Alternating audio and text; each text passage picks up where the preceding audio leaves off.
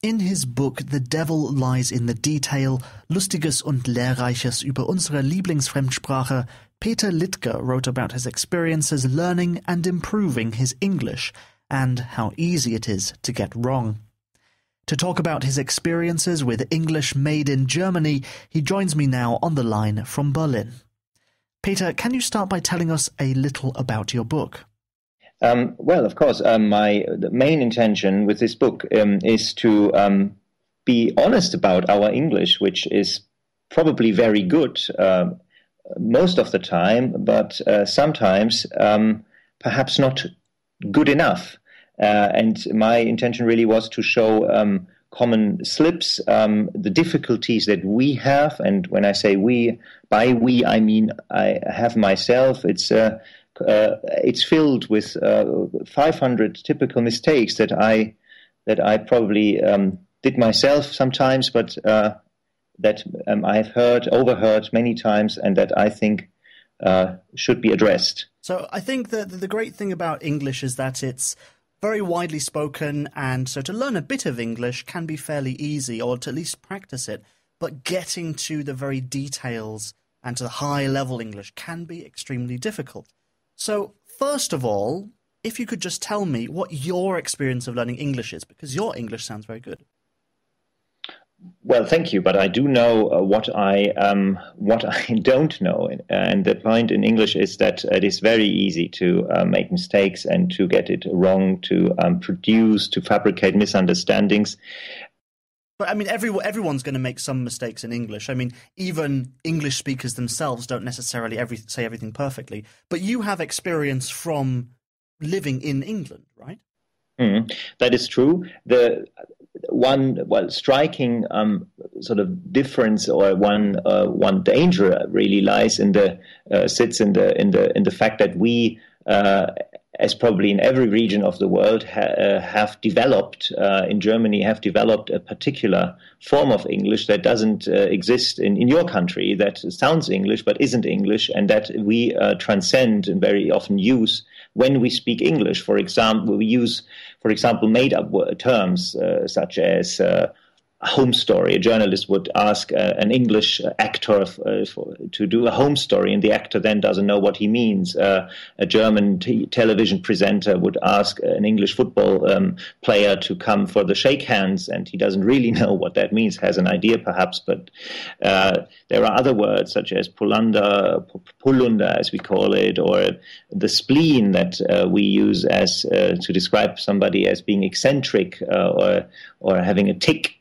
Whereas in your language, in the original language, it's just a human organ. Yeah. There's also these very strange trends. Well, I don't know how you just transfers. I would say taking something which does exist in English and corrupting it and making it something different.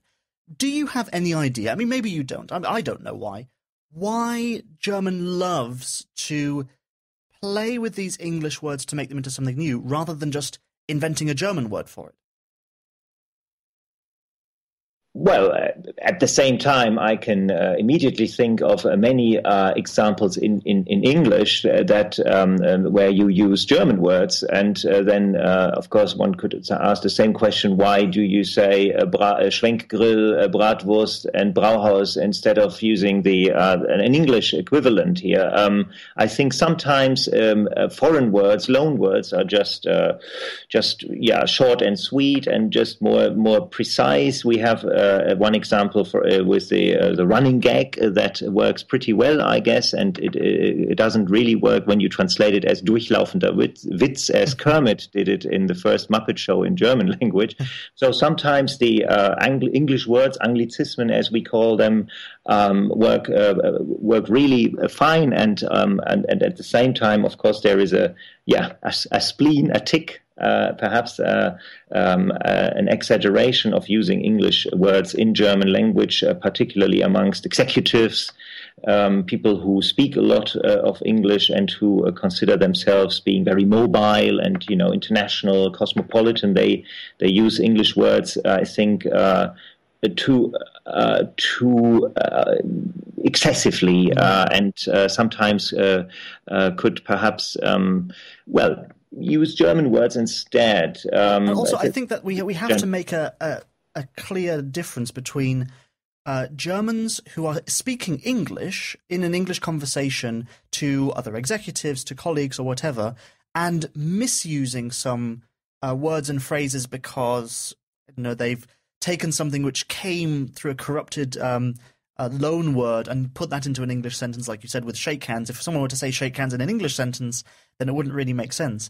And then also Denglish. So you've got a German sentence and you put English words in there because, I don't know whether Denglish is technically where you just put in an English word and that English word makes sense, it's just in the German sentence, or whether it is a word which has been changed from English. Like, Germans call a mobile phone a Handy, which comes from the English word handy, which obviously we don't use for a mobile phone in English. So where do you stand on Denglish specifically, rather than just the mistakes that Germans commonly make in speaking English sentences? Do you think that Denglish is good or bad, or can we not look at it that way? What do you think? Well, I think there are different traditions, if you like, of Dinglish. There is a tradition of manipulated or corrupted English, as you called it. There is a tradition of, plain wrong English, and there is a tradition of ridiculed and sort of mock English, and that is something very particular in my generation. I should think where we had a specific a newspaper format, a column called Filzerbriefe in the Süddeutsche Zeitung in the 80s, where deliberately wrong English was fabricated by the author, sounding something like, "How goes it you? You're on the woodway." What's this called? Is it English for Runaways or something like that? Yeah, this kind of English runner. That is also called Dinglish. So it depends on how you understand Dinglish and how you perhaps... Would you say, is it good for the German language, or is it bad, or can we really judge it like that? Well, it has. If you, it has a corrupting element, or it certainly is dangerous because when you speak it too much, and when you speak it without really knowing what is wrong or right, then you might end up using it in a real conversation. I think that it was a way of being playful and perhaps also trying to somehow answer, stand up or act up, if you can say that, against the sort of powerful Anglo-American sort of culture that we had experienced in Germany since Second World War, where American culture, English culture had become so normal, so commonplace, so sort of ever present in society, that perhaps it was a way of playing with it and saying, look, we can ridicule you a bit and we have fun with you, and so it was a pop cultural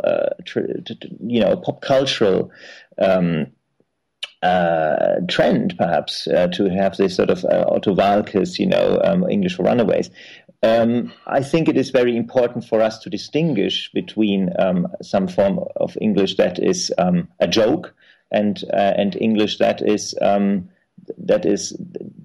commonly understood and comprehensive. And so my book, my intention for my book is really to point the finger to that difference and to basically name common slips and basically to make it easier for us to make this distinction, and be understood. Author and columnist for Der Spiegel, Peter Littger, talking about English made in Germany. Thank you very much for talking to me here on This Week in Germany. Well, thank you very much for having me.